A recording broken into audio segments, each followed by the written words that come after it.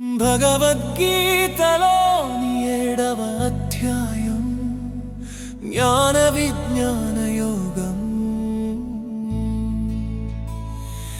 ఈ అధ్యాయంలో కృష్ణుడు తాను పరమ సత్యమని, ప్రతిదానికి ప్రధాన కారణం మరియు స్థిరమైన శక్తిని వెల్లడిస్తాడు. మాయనే భౌతిక ప్రపంచంలో తన ప్రాంతి శక్తిని వెల్లడిస్తాడు. దీనిని అధిగమించడం చాలా కష్టం, కానీ తన మనస్సును ఆయనకు అప్పగించేవారు ఆయనను సులభంగా పొందుతారు. భక్తితో ఆయనకు లొంగిపోయే 4 రకాల వ్యక్తులను మరియు అలా చేయని 4 రకాల వ్యక్తులను కూడా ఆయన వివరిస్తాడు. తాను అంతిమ వాస్తవికతని కృష్ణుడు ధృవీకరిస్తాడు, మరియు ఈ సత్యాన్ని గ్రహించిన వారు ఆధ్యాత్మిక సాక్షాత్కారం యొక్క పరాకాష్ఠకు చేరుకుంటారు మరియు భగవంతునితో ఐక్యమవుతారు.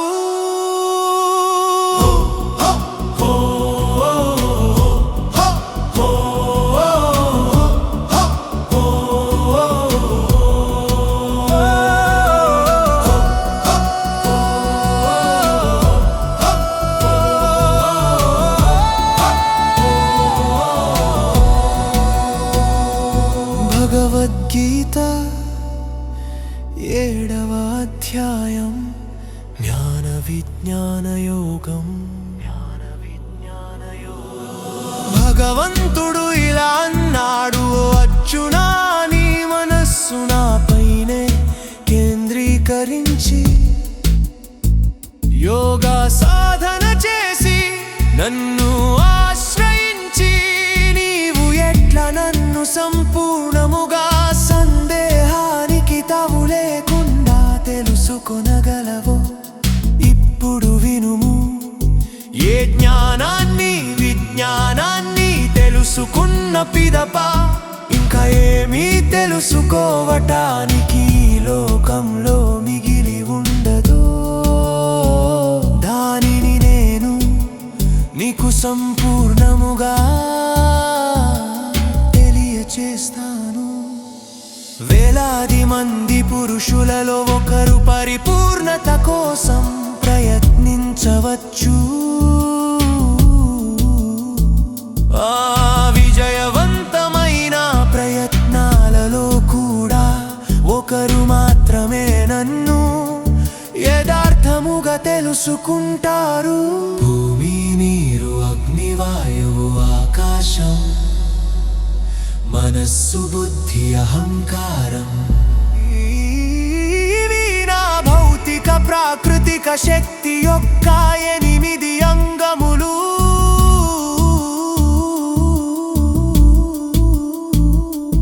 ఓ మహాబాహువు అర్జున, ఇది నీచమైన ప్రకృతి. ఈ ప్రపంచం దేని ద్వారా నిలబెడుతుందో ఆ జీవమూలకమైన నా ఉన్నత ప్రకృతి నుండి దీనిని భిన్నంగా తెలుసుకో.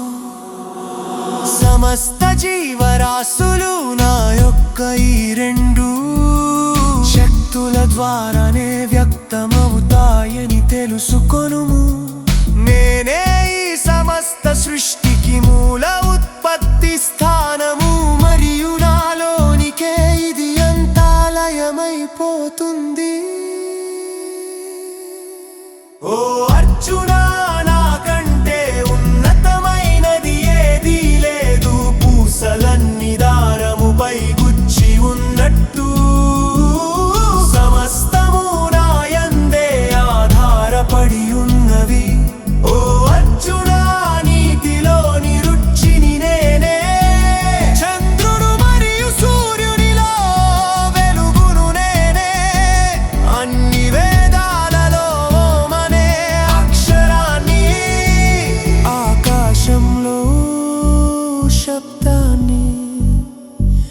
మరియు పురుషులలో పురుషత్వాన్ని నేనే.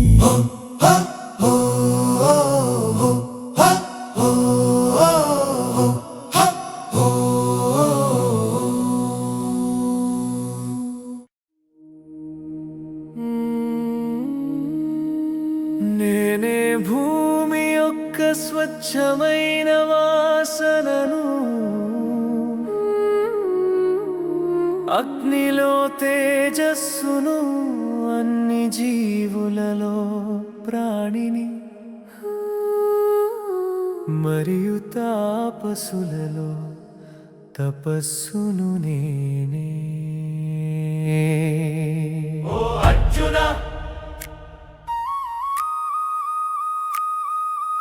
అర్జున, నన్ను అన్ని జీవులకు శాశ్వత బీజంగా తెలుసుకో. ప్రజ్ఞావంతులలో ప్రజ్ఞను నేనే, తేజోవంతులలో తేజస్సుని నేనే, బలవంతులలో కామరాగరహితమైన బలము నేను, అన్ని జీవులలో ధర్మానికి అనుగుణంగా కోరికను నేనే, శాస్త్ర సమ్మతమైన క్రియాశీలక క్రియలను నేనే. ఓ అర్జున, అర్జున, ఓ అర్జున, అర్జున. భౌతిక ప్రకృతి యొక్క త్రిగుణములు సత్వము, రాజస్సు, తమస్సు, తమస్సు నా శక్తి ద్వారానే వ్యక్తమవుతాయి. అవి నాలో ఉన్నాయి, అయినప్పటికీ నేను వాటిలో లేను. కానీ నేను వాటికి అతీతుడను.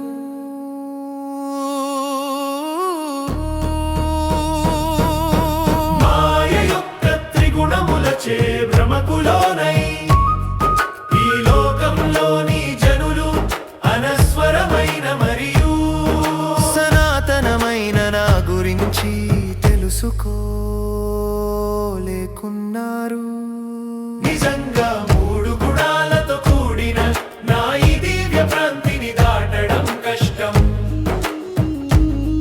నన్ను మాత్రమే ఆశ్రయించిన వారు ఈ భ్రాంతిని సునాయాసముగా దాటిపోగలరు. దుష్టులు మరియు మోహింపబడిన వారు, అంటే అత్యల్ప మానవులు నన్ను వెతకరు. మాయ ద్వారా జ్ఞానం నశించిన వారు రాక్షసుల మార్గాలను అనుసరిస్తారు. నాలుగు రకాల సద్గురువులు నన్ను పూజిస్తారు. వారు ఆపదలో ఉన్నవారు, జ్ఞానాన్ని కోరుకునేవారు, సంపదను కోరుకునేవారు, మరియు జ్ఞానులు.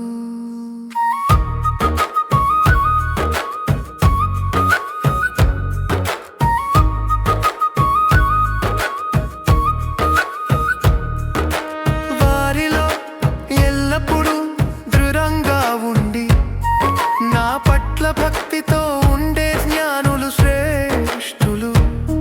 నేను వారికి ప్రియమైన వాడిని, వారు నాకు ప్రియమైన వారు. నా యందు భక్తితో ఉన్న వారందరూ నిజముగా ఉత్తములే.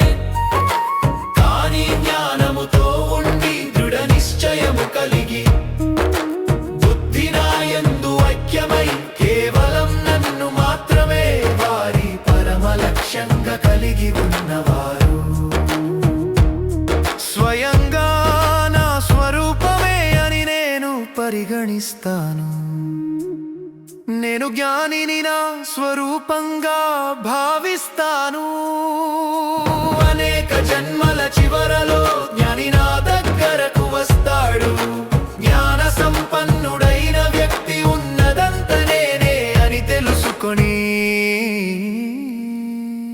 నాకు శరణాగతి చేస్తాడు. అటువంటి మహాత్ముడు నిజముగా చాలా అరుదు. ఓ అర్జున,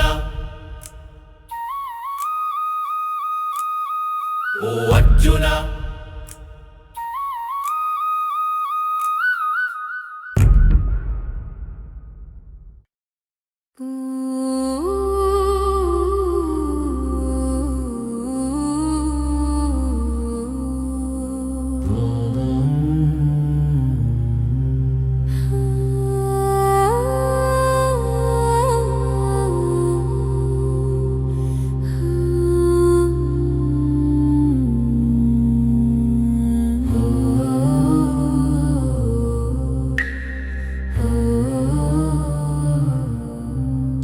ఆ కోరిక వల్ల జ్ఞానం కోల్పోయిన వారు అన్య దేవతలకు శరణాగతి చేస్తారు. వారి స్వంత స్వభావం ప్రకారం అన్య దేవతలను ఆరాధిస్తారు. దేవతలను ప్రసన్నం చేసుకోవటానికి ఆయా కర్మకాండలను ఆచరిస్తారు.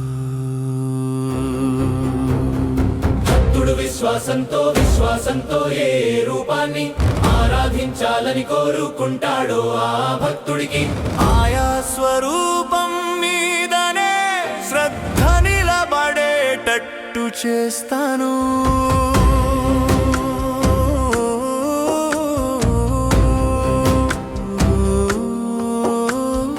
విశ్వాసంతో నిండి అతను ఆ రూప పూజలో నిమగ్నమైన ద్వారా మాత్రమే నిర్దేశించబడిన తను కోరుకున్న ఫలితాన్ని పొందుతాడు. నిజానికి ఆ ప్రయోజనాలను సమకూర్చి పెట్టేది నేనే.